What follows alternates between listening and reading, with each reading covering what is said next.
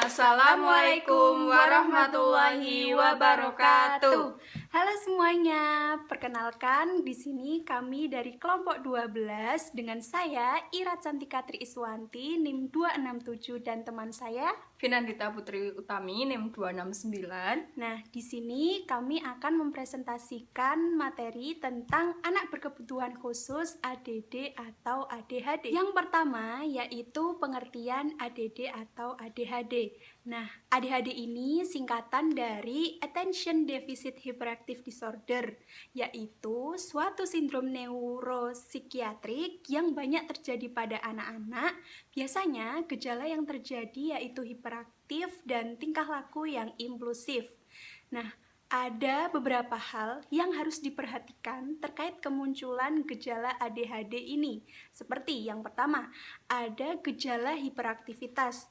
Yang kedua, ada gangguan yang secara klinis signifikan di dalam fungsi sosial, akademik, atau pekerjaan. Yang ketiga, gejala-gejala tidak terjadi selama berlakunya PDD, skizofrenia, atau gangguan psikotik lainnya, dan tidak dijelaskan dengan lebih baik oleh gangguan mental lainnya. Selanjutnya, faktor penyebabnya. Yang pertama ada faktor genetika. Beberapa penemuan menunjukkan bahwa peran gen-gen tertentu dapat menjadi salah satu faktor penyebab ADHD. Yang kedua yaitu faktor neurobiologis, yaitu faktor ini tidak langsung mempengaruhi atau berhubungan dengan simptom-simptom ADHD. Adapun kondisinya yaitu yang pertama, peristiwa pasca kelahiran, yang kedua, keracunan kandungan timah, yang ketiga, gangguan bahasa dan pembelajaran. Yang keempat, menurunnya kemampuan anak ADHD pada tes neuropsikologis yang dikaitkan dengan fungsi lobus prefrontalis. Kemudian, faktor selanjutnya, faktor diet, alergi, dan zat timah. Adapun zat tambahan ini bisa berupa penyedap rasa tambahan, bahan pengawet, dan gula yang digunakan untuk ibu-ibu pada saat memasak. Selanjutnya ada penanganan untuk ABK ADD atau ADHD. Yang pertama ada aspek interaksi sosial, yaitu dengan anak senantiasa diajak berkomunikasi. Yang kedua, memahami karakter anak. Ya, yang nomor 2 ini bersangkutan yang nomor 1. Apabila kita sering mengajak anak berkomunikasi, otomatis kita bisa memahami karakteristik anak. Seperti itu. Yang ketiga, ada memberikan pujian kepada anak. Nah, selanjutnya kemampuan dalam mengurus diri sendiri. Yang pertama, guru dapat memberikan tugas kepada anak setelah pulang sekolah. Kemudian, orang tua dapat membantu anak dalam keperluan sekolah. Lalu, guru juga memberikan satu tugas terlebih dahulu untuk dikerjakan anak. Selanjutnya, ada masalah dalam mengerjakan tugas. Yang pertama, guru dapat membedakan pemberian tugas kepada anak ADD atau ADHD. Misalnya, diberikan tambahan waktu dalam mengerjakannya. Kemudian, teman pun juga bisa saling membantu. Lalu ada sikap impulsif. Yang pertama, guru harus senantiasa realistis apapun yang dilakukan anak. Ya, apabila anak salah tetap ditegur, tapi dengan bahasa yang baik dan dimengerti anak. Kemudian apabila anak melakukan hal baik atau hal benar, itu harus diberikan pujian, seperti itu. Nah, kemudian guru harus adil dan tidak membedakan anak. Ya, jadi kalau menjadi seorang guru itu harus adil, tidak membedakan anak. Apabila anak memiliki gangguan, ya harus diperhatikan, tidak hanya anak yang pintar atau anak yang normal, seperti itu. Yang terakhir, apabila anak salah diberi teguran, apabila anak bersikap benar maka diberi penghargaan. Kemudian ada kemampuan akademik. Yang pertama, guru memberikan tugas kepada anak, misalnya tugas matematika membuat diagram. Yang kedua, guru mengkomunikasikan tugas dengan jelas.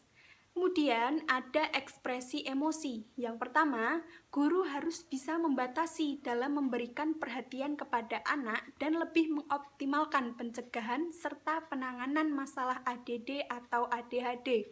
Kemudian, guru harus bisa memahami karakter anak. Yang terakhir, guru seharusnya dapat memberikan teguran dalam bahasa yang lebih dimengerti anak. Jadi guru itu apabila memberikan teguran tidak dengan bahasa yang kasar, itu akan mengganggu mental anak dan malah tidak dimengerti anak, soalnya anak itu biasanya lebih suka diberikan teguran yang halus, bahasa yang baik, seperti itu.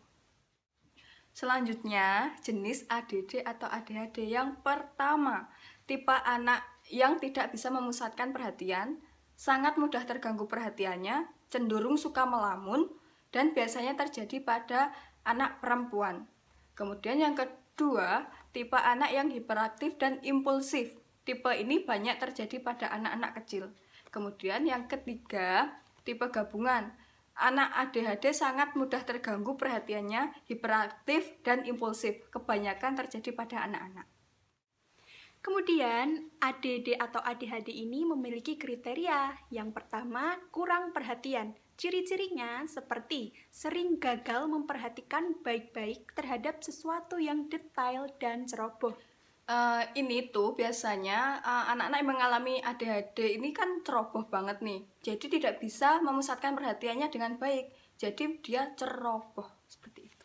Yang kedua, mengalami kesulitan dalam memusatkan perhatian terhadap tugas atau kegiatan yang dilakukan. Kemudian, dia tidak mendengarkan jika diajak bicara secara langsung. Lalu, dia juga tidak memperhatikan perintah guru dan sering kehilangan barang. Ya, soalnya kan tadi udah dijelaskan tadi yang nomor 1. Soalnya ceroboh, jadi dia tuh kadang tidak tahu barangnya ditaruh di mana, disimpan di mana, jadi sering banget kehilangan barang. Kriteria kurang perhatian ini juga mudah bingung, dan yang terakhir, dia menjadi cepat lupa dalam melakukan kegiatan sehari-hari. Ya, karena dia tidak bisa memusatkan perhatiannya dengan baik, jadi dia cepat lupa. Selanjutnya ada kriteria hiperaktivitas dan impulsivitas. Nah, hiperaktif ini memiliki ciri-ciri yang pertama, tangan dan kaki tidak bisa diam. Kemudian dia juga senang berlarian, lalu mengalami kesulitan dalam bermain. Dan dia itu bergerak seolah-olah dikendalikan oleh motor. Dan dia juga sering berbicara. Lalu ada kriteria impulsivitas dengan ciri-ciri 1. Seringkali memotong pembicaraan orang lain. Yang kedua, mengalami kesulitan dalam kesabaran. Dan yang terakhir, senang mengganggu orang lain. Ya, tadi kan dijelaskan nih, sering memotong pembicaraan orang lain. Karena dia itu tidak bisa memusatkan perhatian kan. Jadi dia tuh gerusa-gerusu, ceroboh, pengennya kayak memotong pembicaraan orang lain gitu. Kemudian mengalami kesulitan dalam kesabaran. Ya dijelaskan tadi, dia itu memang ceroboh dan tidak bisa memusatkan perhatiannya. Kemudian senang mengganggu orang lain karena memang itu ciri-ciri dari hiperaktif dan impulsivitasnya. Seperti itu. Nah, itu tadi semua materi tentang anak berkebutuhan khusus ADD atau ADHD. Sekian dan terima kasih. Jangan lupa tetap semangat, jaga mood, jaga kesehatan. Sekian, wassalamualaikum warahmatullahi Wabarakatuh. Dah.